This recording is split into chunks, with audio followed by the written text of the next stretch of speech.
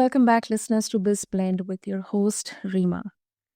Today, we are in for a treat with none other than Steve Gallegos, famously known as America's ambassador on success. Now, listeners, Steve is a master of reinvention, a U.S. Marine turned law enforcement officer, singer, songwriter, civil trial lawyer, award winning author, and so much more. But his mission goes far beyond a packed resume. Steve is here to teach us how to yell cut on the roles we have been stuck playing and rewrite our own life stories with his upcoming book, Unshackled, for women ready to yell cut and write and direct their own life. Steve is empowering people to take control, break free from limiting beliefs, and create lives of purpose and fulfillment. So, get ready, everyone, for rule breaking wisdom, transformative insights, and some unforgettable stories. Well, this is an episode which you won't want to miss. So, let's quickly get started. Steve, welcome to the show, and it's an absolute honor to have you with us today. Thank you, Rima, and thanks for that introduction. I'm excited to hear what I have to say. Based on what you introduced me, that sounds like a lot of fun. Oh, wow, great, Steve. Well, those are achievements, and we can't deny that. Okay, so Steve, incredibly diverse career, US Marine, law enforcement, songwriting, story writing, and now helping people take control of their lives. Can you share your journey from Marine to lawyer to now international speaker? How it shaped your approach to personal transformation? Yes, thank you for that. It's a very good question. And I want the listeners and the audience to know that, I wasn't born with all these achievements, right? I had to go through a lot of struggle, like many of the listeners do. I would say almost all of the listeners. If you're not going through a struggle, you're not alive, right? Because anybody who's living life today and anybody who's been on this planet, who has walked this earth, you're going to face some sort of a struggle, some sort of a challenge, and that's part of the process. And my challenge started when I was a young child. Mhm. I was in a abusive environment, and by the time I was 17 years old, I had tried to commit suicide several times. But something inside of me, Rima, kept saying, "No, don't do it. There's something better."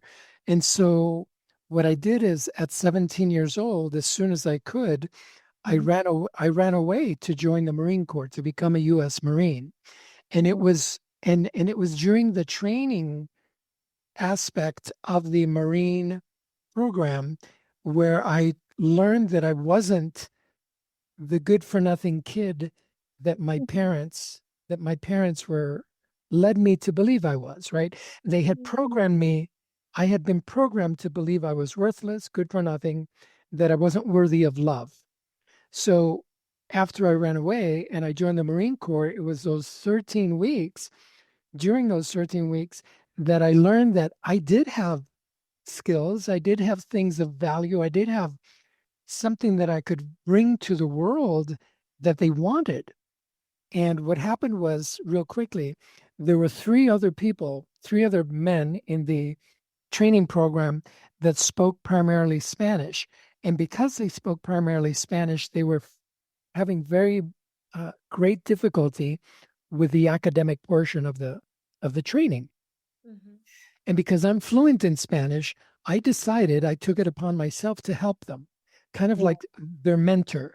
And so at nighttime, when everybody else went to sleep, the four of us would go and we would sit in the bathroom floor and we would go over that day's materials. I would translate it from English to Spanish. We would have a discussion until I knew they understood it. Fast forward, Mhm. our final exams 13 weeks later, I graduated number one in the class, and my three friends graduated in the top 10. And so that taught me that if I take my eyes off myself Mhm. and help someone else achieve their dreams, my dreams will come true. Everything that I want in life has come Mhm. true that way, right? By helping others first. And so that's really what got me started um, on that journey of exploration and personal development and really figuring out this whole idea that I've come up with recently in the last couple of years that at any point in our life, Rima, we can just stop and yell, cut, just like they do in the movies, right? When the director, you're watching your favorite movie, whether it's from Hollywood or Bollywood, or it doesn't matter. The director, if the actors are not doing what they're supposed to do, if the actors are not portraying the characters to the level that they should be, what does the director do? He doesn't just let them go on. He says, whoa, whoa, whoa, whoa, whoa, cut, right? And all the action stops. Everybody freezes. Some people are scared because they're going to get fired. And you should. And you should fire people from your life. You can, right? Under the appropriate circumstances. So that's really how this whole thing came to be. And I'm having so much fun with it. Wow. Wow. What a journey, Steve. What a journey. Also, what does this, process of yelling cut and then rewriting our own stories, our own scenes, how does it look like, Stephen? Where should someone start if they feel really stuck? That's another really good question. And many of us do this already without even thinking about it. But for many people around the world, we go through life believing whatever it is that we believe. We're too fat, we're too skinny, we're too short, we're too tall, we're too smart, we're not smart enough, we're educated, we're not educated enough. We come from the wrong side of the railroad track, so to speak. I don't know if in your country you have that other side of the tracks kind of mentality where you have the poor people on one side of the tracks and then you have the rich people on the other side, right? And everybody's standing, all the poor people are standing on the railroad tracks looking over on the other side, like, hoping, dreaming and wishing and wondering how to get over to the other side, right? um and so we do that too in our lives. And what happens is when we're young, when we're born, our parents tell us who we are, right? They say, you're stupid, you're dumb, oh, you're smart, you're pretty. Or some parents don't even pay attention to you. And so you wonder, who am I? What am I? Right? What am I good for? And so we go into being an adult with all these programs in our head. And then we end up making mistakes. We end up in relationships. We end up in marriages because it's convenient. Um, because a man says to the woman, oh, you're beautiful. I'll take care of you. And so she says, no one's taken care of me before. So maybe this is for me. And then she gets in trouble, right? He abuses her or he, undermines her. He takes advantage of her. And for men too, right? Men get into these relationships too. Or we go into a job, Rima, simply because your parents say, you must be a doctor. You must be an engineer. You must be a lawyer. You must be a teacher. But no, what I want to do is sing. I want to dance. I want to play guitar. I want to paint. I want to draw. I want to take pictures. I want to be a photographer. And so we all have these conflicts going into our adulthood. And then you're 10, 20, 30 years married with kids. You've got a job that you hate. Your kids don't respect you. Your spouse doesn't respect you because why? You're not being true to yourself. You're not being honest with yourself and living the life that you are meant and are designed to live. And so what happens? You start saying things like, I'm a failure. Um, I'm no good at this, just like my parents said. I knew this would fail. I knew nothing good would come of this, blah, blah, blah. All of this negative talk. And so the more negative talk that we give ourselves, the more negative things start to happen in our lives so we can say, see, I told you, right? Exactly. Yep. And so go ahead. You have a question? No, no, no, no, Steve, you go ahead. Yeah. And so it gets to the point where Hmm. we have to get sick and tired of being sick and tired. And You know, this happens when you just can't take it anymore. Yeah. And you look in the mirror and said, that's it. I'm done with this. I'm done with this marriage. I'm done with this job. I'm done with this, whatever it is. My car, right? Putting up with a car that's always breaking, or Mhm.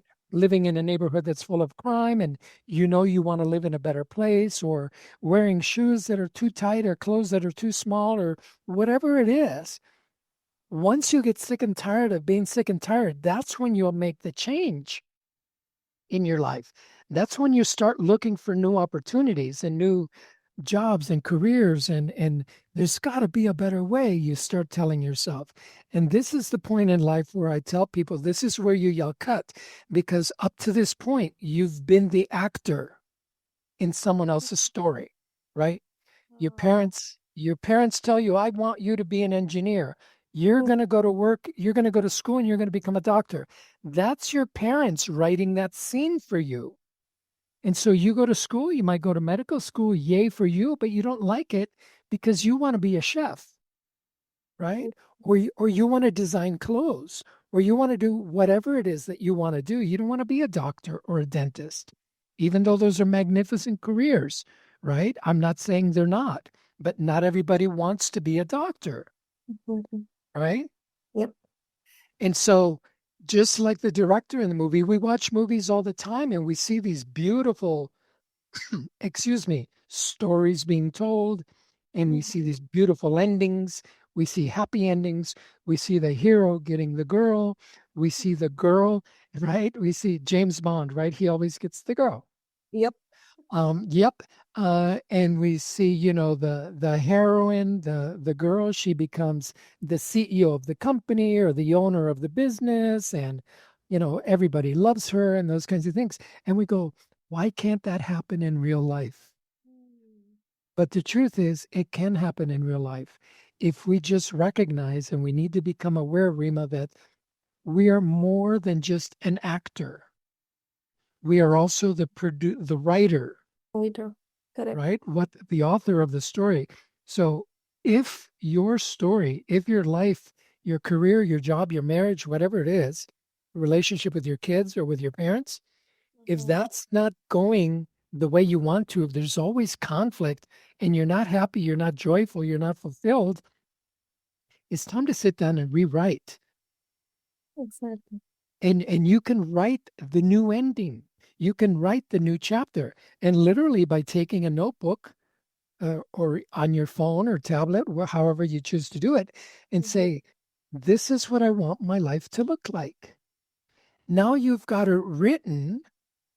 Now you have to produce it. What does a producer in a film do?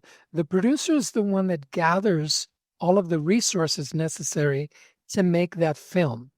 They contract the actors, they contract the directors, they contract the locations, they get the caterers, they get the costumes, everything. That's what the producer does. They hire all of those people. And then once all the people are in place, then the director comes in. And the director is the one that's in charge of everyone and everything. And Mhm. everybody needs to do what the director says, or they're fired.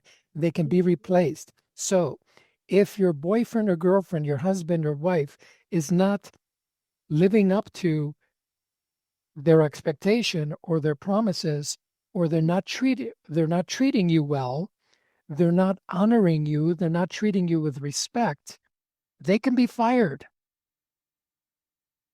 Mm. Your job can be fired.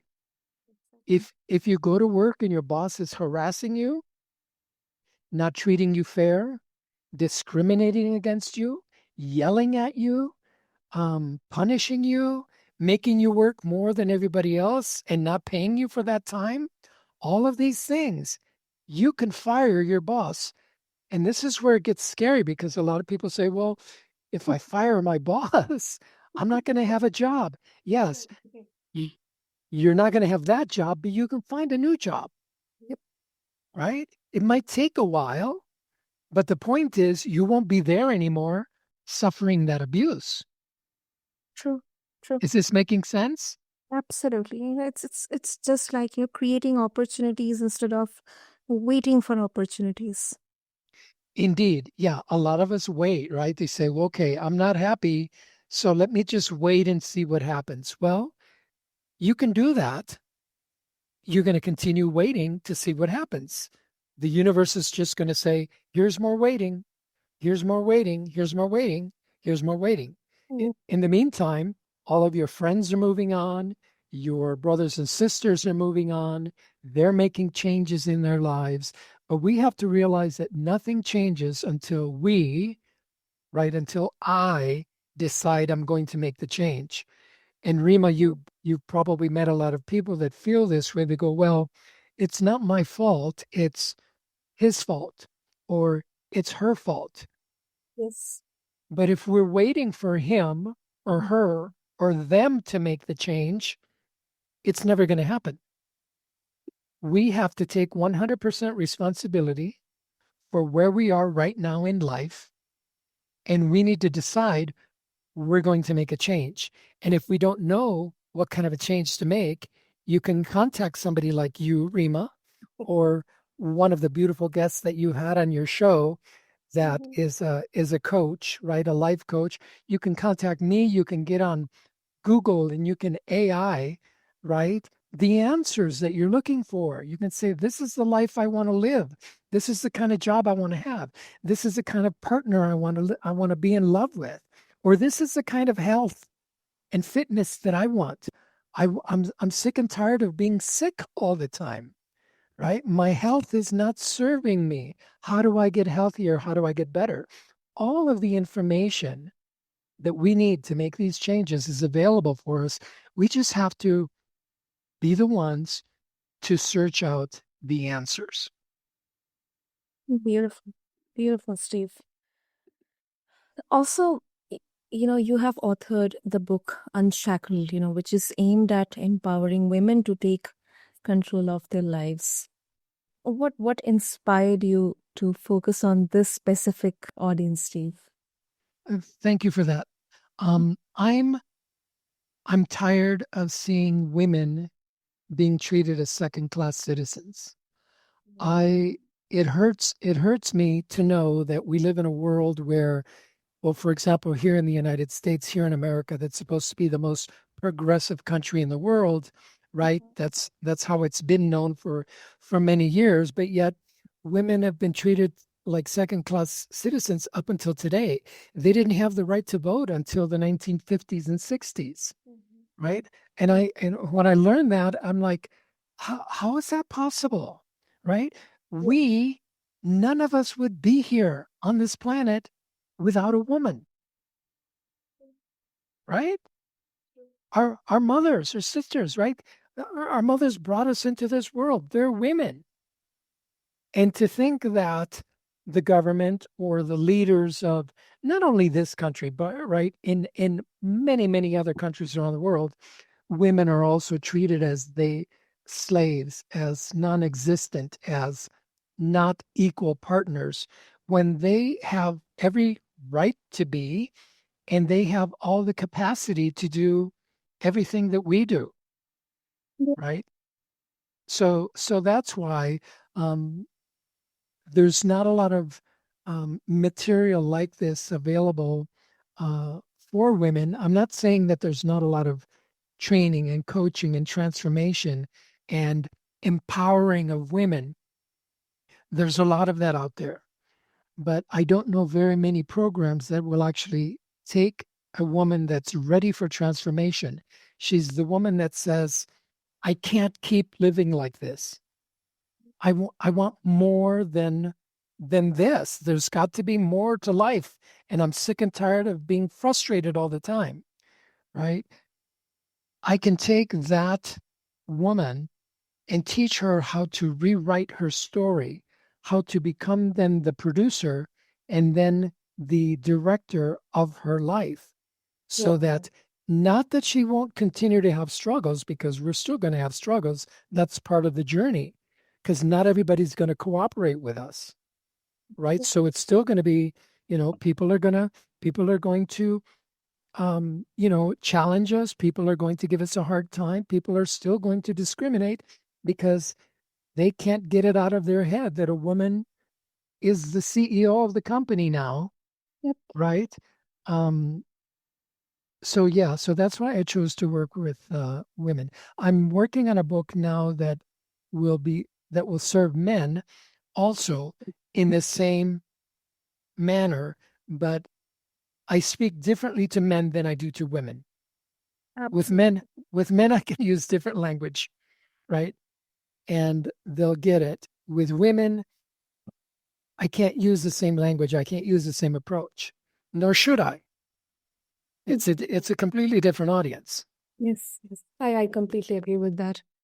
And yeah, there is a difference between how you know women and men have to be approached, because the struggles are unique. Maybe the type of struggle can be same, but maybe there's a difference in their backgrounds. And as you mentioned about women, being treated in that way, I totally agree, because in my society also, strong-willed or opinionated women, they are really looked down upon. They uh, are. so there are changes happening, but they have to happen in the right way. uh, Exactly. yeah, in the Exactly. right way, with empathy for others as well, compassion, self-compassion, compassion for others as well. And I also believe for men, because for a long time men are always have been approached with a sense of that, masculinity. You have to be macho. You can't be, crying. You can't, express your feelings to anyone. And Right. that kind of eats up him from the inside. So yes, That's the struggles, the type is same, but the backgrounds are different. So indeed. really incredible what you are doing through your book, Steve. Thank you. Another very interesting, fun fact, from your journey. Can you also share that story of how you got a US president to help you become a citizen? It really sounds incredible. It Please is. share it with us. Thank you. I haven't shared that story in a long time. It's a really fun story. Um, like many of your listeners, I wasn't born in this country. I was immigrant from Chile. So I was born in South America in Chile, and my parents moved us, our family, to the United States when I was 7 years old. Mhm. Well, when you're 7 years old, you don't care about citizenship or having papers or anything else. You're just 7 years old. Well, Mm. what happens is that when I became 17, and like I said, I ran away to join the Marine Corps, they told me that after I complete my service, I will get automatic citizenship in the United Mhm. States. And so I thought, okay, great. Well, I did my service, my 4 years in the United States Marine Corps. I got an honorable discharge, but then after I got out, I didn't become an instant citizen.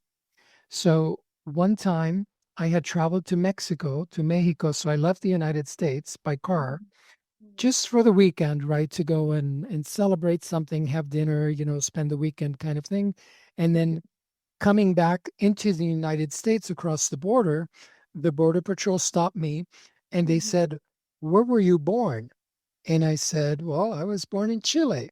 And they said, "Well, show us your citizenship papers." And I don't have any. And so they detained me. Now here, Rima, get this. I had been a US Marine, right? So I had served this country. I was also at the time a law enforcement officer. I had a badge and a gun. I was a police officer, Wow. right? At the time.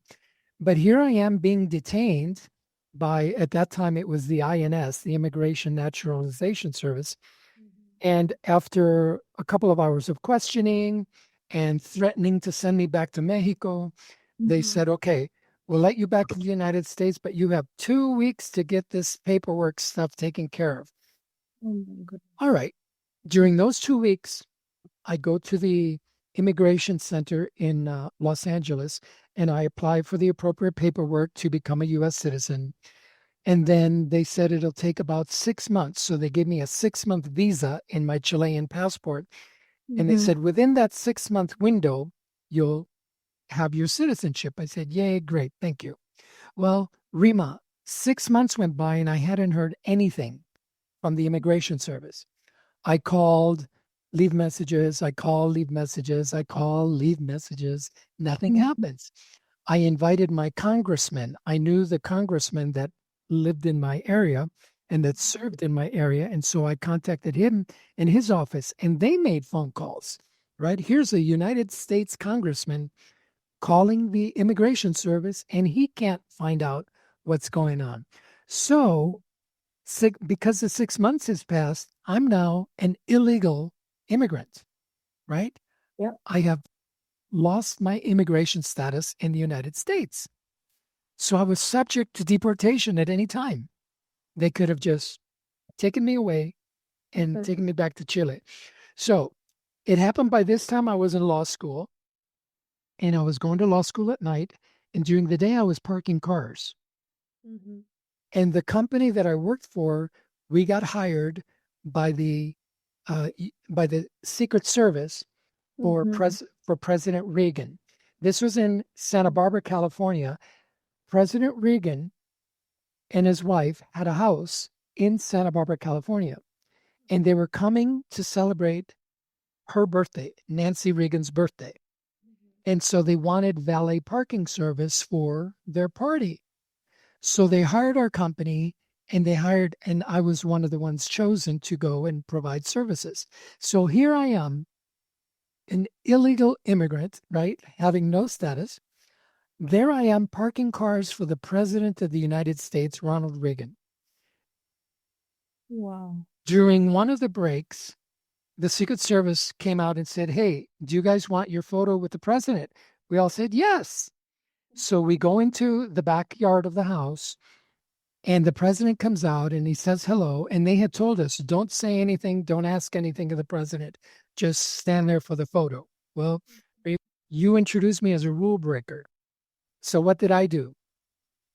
The president looks at us and he says hello. And while we're standing waiting for the photographer to show up, he says, "Do you have any questions of me?" And I said, "As a matter of fact, Mr. President, I do."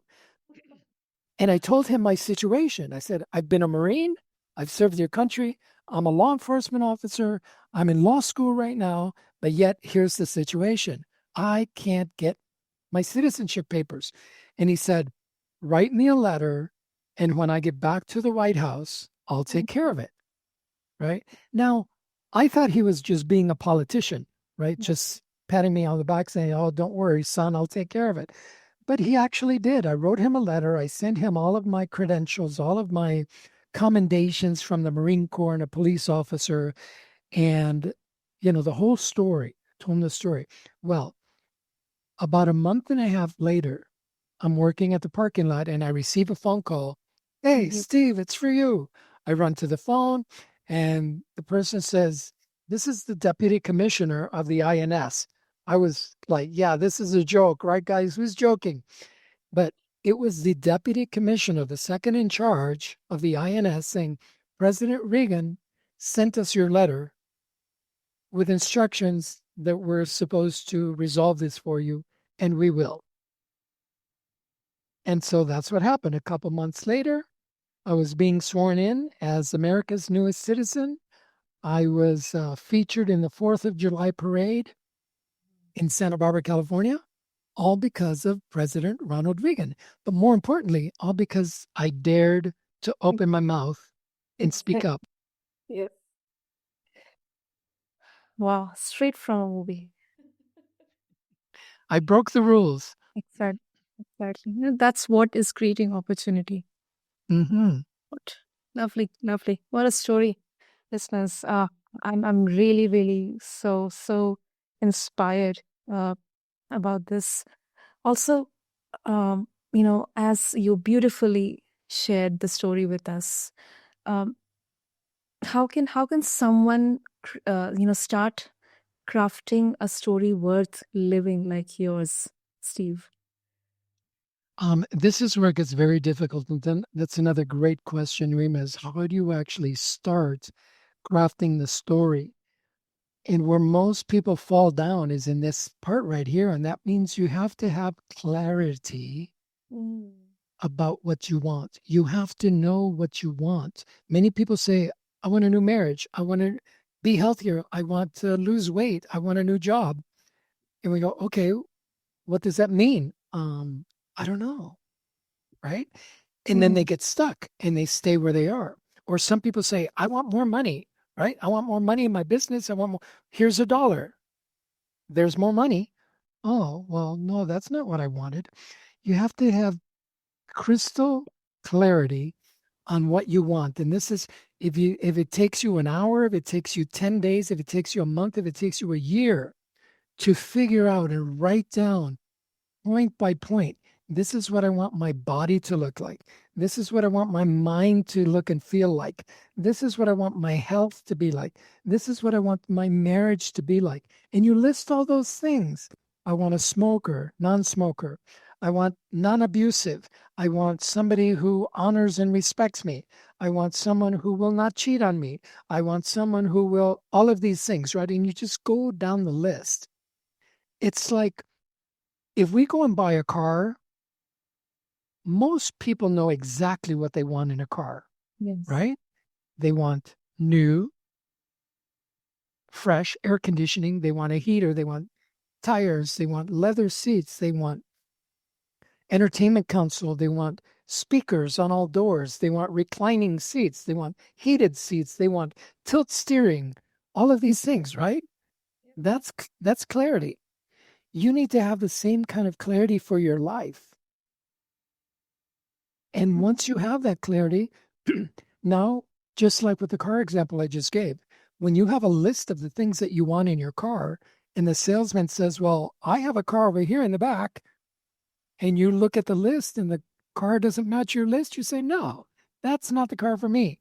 I want these things. Do you understand? Right? And so the same thing with our lives, or any element of your life. And you can break it down. Like I said, your relationships, your relationship with yourself, your career, your job, your academic studies, your relationship with your children, with your best friends, with your community, whatever it is, break it down. And this is what I teach in my program. I have a live program where I invite people to spend 3.5 days with me here in Denver. And we go through all of this, and no one leaves until they have clarity. So before we wrap up, Steve, I think from listeners' perspective, I would ask you this question. So some would argue that, life is unpredictable and, we can't fully control our stories. So how do you address this perspective, when empowering people to rewrite their lives? That's a beautiful question. Thank you for that. Life is unpredictable, and it's supposed to be. Because can you imagine how exciting it would be, Rima, if life was fully predictable? It would be really, really, right? Yeah. If you woke up every day knowing exactly what was going to happen at the time it was going to happen before it all happened. At first it might be exciting. It might be, ooh, this is fun. But then after a while it's like, okay, alarm clock goes off. I roll out of bed, I brush my teeth, I wash my face, I take a shower, I get dressed, I put on the coffee, I put the kids' lunch, right? All of these things. You know what's happening. Nothing changes, nothing new, no surprises. And that's boring. Yep. Right? So we need to then recognize that, yes, life is full of surprises and we should embrace those surprises, but we can be ready for it. Right? In other words, surprise, it's going to snow, but if we live in an environment where we expect snow, we should have boots, we should have gloves, we should have a hat, we should have a big coat, sweaters, we should have a way to heat our home, right? We don't know when it's going to happen, but when it happens, we're ready. Exactly. Right? And the same thing with life. Yes. If you prepare yourself to go out and live the best life that you can, you will be ready for life surprises. But in many cases, there won't be negative surprises. There will be fun surprises. They will be joyful surprises. They will be thrilling, exciting surprises, because your mindset will be that you're ready for anything. You can say, bring it on. Bring it on, world. Bring it on, universe. Bring it on, God. Whatever your religious belief, bring it on, because I'm ready. I can't be defeated. I'm confident. I'm ready. I can't be defeated. I will win. Bring it on. Right. And with that kind of confidence, just like James Bond, right? He doesn't get scared of anything, whether it's monsters or machine guns or cars or 100 men coming at him. He's ready. Right. Yeah. Yeah. Beautiful, beautiful. Steve, so finally, if our listeners, they, just a formality, if they want to connect with you and also check out your upcoming books, how they can do that. Well, thank you for that also. The first thing I recommend is that if anybody wants to get a hold of me, they first contact you, contact Rima, and first of all, thank her for being such a great host and for producing this show, because it was through this show that you and I get to meet, right? All thanks to Rima. And then she will know how to get a hold of me because she has my email and my social media and everything else. And then if you can't get a hold of Rima because she's too busy telling people where to find Steve, you can go directly to my website at steviegsuccess.com, steviegsuccess.com, or on Facebook and Instagram, also Stevie G Success.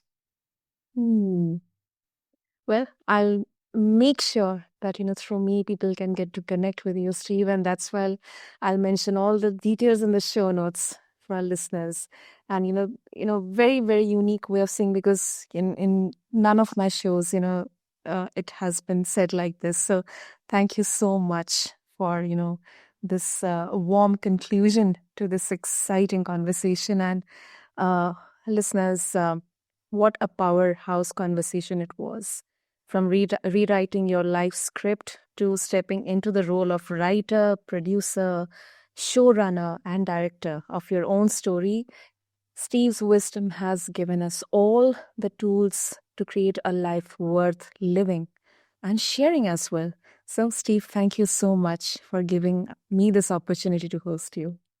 It's been my pleasure. And again, thank you again for producing this show. I know that it takes a lot of time, a lot of resources, and a lot of effort, and a lot of commitment and dedication to bringing on great guests to your show like you have. And I hope that you're able to continue it. And happy holidays to you and your family. Lovely. Happy holidays to you and family as well, Steve, and to all of our listeners as well. And yeah, that's it. Cut here and he will contribute this episode. So be sure, listeners, to check out Steve's book, Unshackled, and also dive into his transformative work he's doing. And thank you to everyone for tuning into BizBlend with your host, Rima. Remember to subscribe, share this episode, and leave a review to keep these inspiring conversations going on. Until next time, stay bold, take charge, and craft a story worth living. Thank you.